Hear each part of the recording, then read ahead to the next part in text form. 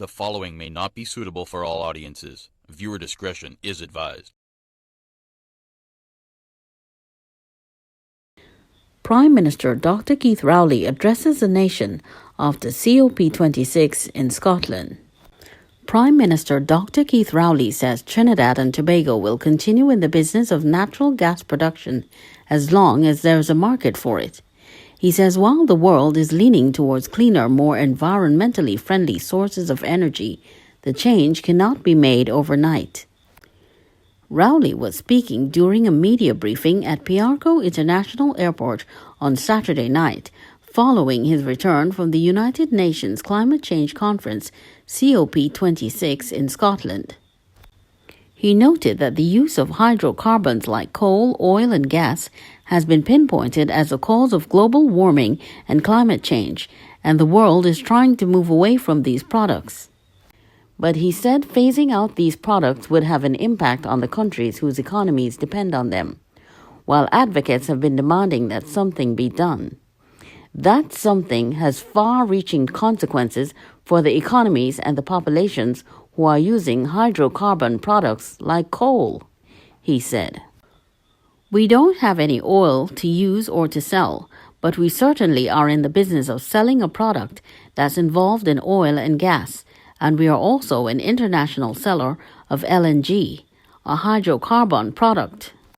And we are, in fact, deeply involved in petrochemicals, so we have to keep our eyes open on what is being said about what is to happen with the world's economy.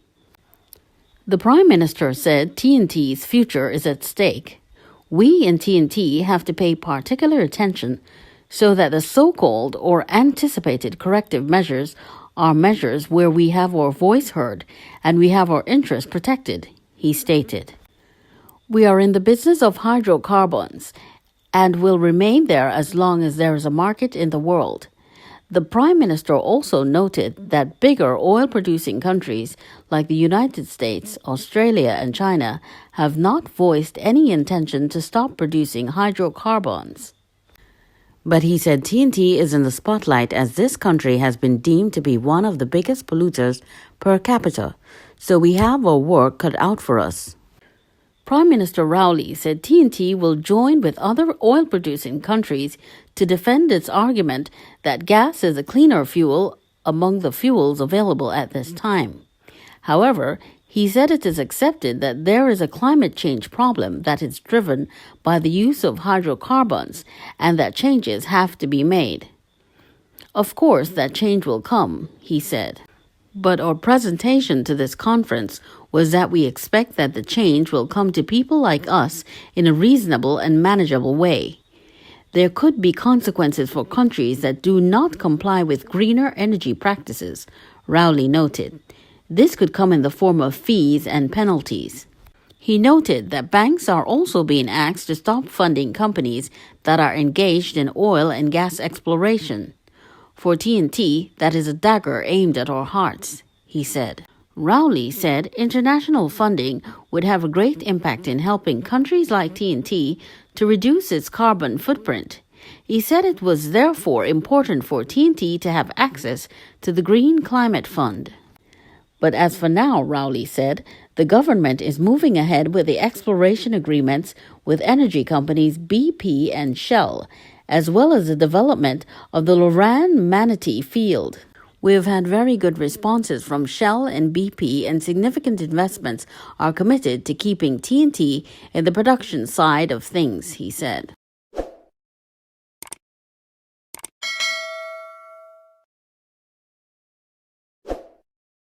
For those of you who are wondering what is climate change, it is a change in global or regional climate patterns, in particular, a change apparent from the mid to late 20th century onwards and attributed largely to the increased levels of atmospheric carbon dioxide produced by the use of fossil fuels.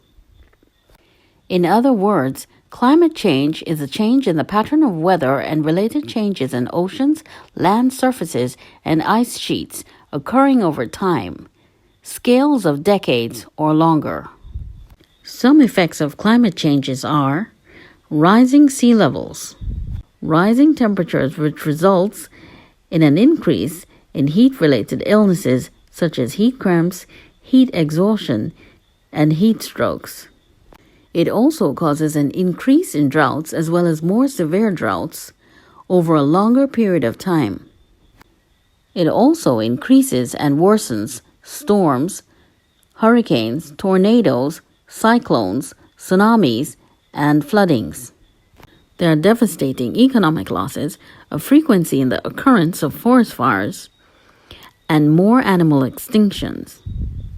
According to the United Nations, generating electricity and heat by burning fossil fuels such as coal, oil, and natural gas causes a large chunk of global emissions.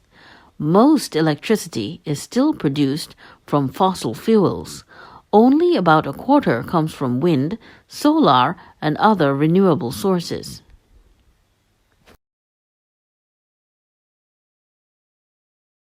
While the oil and gas industry may not be profiting from the energy transition, a number of individuals are.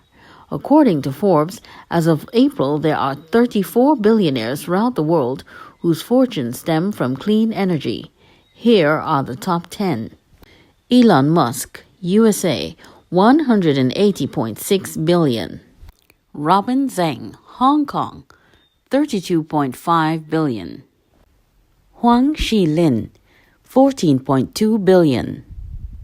Lin Jianhua, China, $9.7 billion. Pei Tenhua, China, $8.3 billion. Aloys Wobben, Germany, $8.9 billion.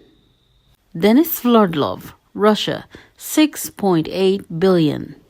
Xiaopeng, China, $10.4 billion. Li Ping, Hong Kong, $6.4 billion. Lin Jianhua, China, $8.7 billion. Alan Wobben died of a long-term illness on August 3, 2021. Materials needed to make the batteries for electric cars and other clean technology is driving interest in deep seabed mining, and scientists fear the cost of the ocean will be steep.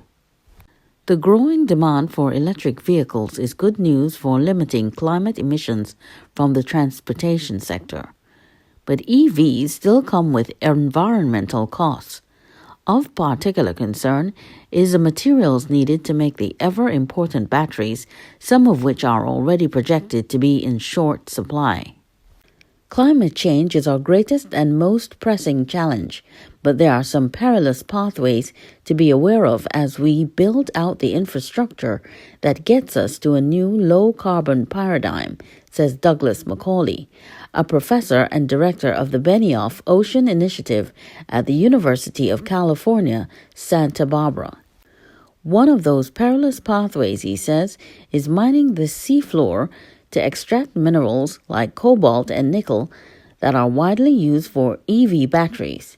Extraction of these materials thus far has been limited to land, but international regulations for mining the deep seabed far offshore are in development.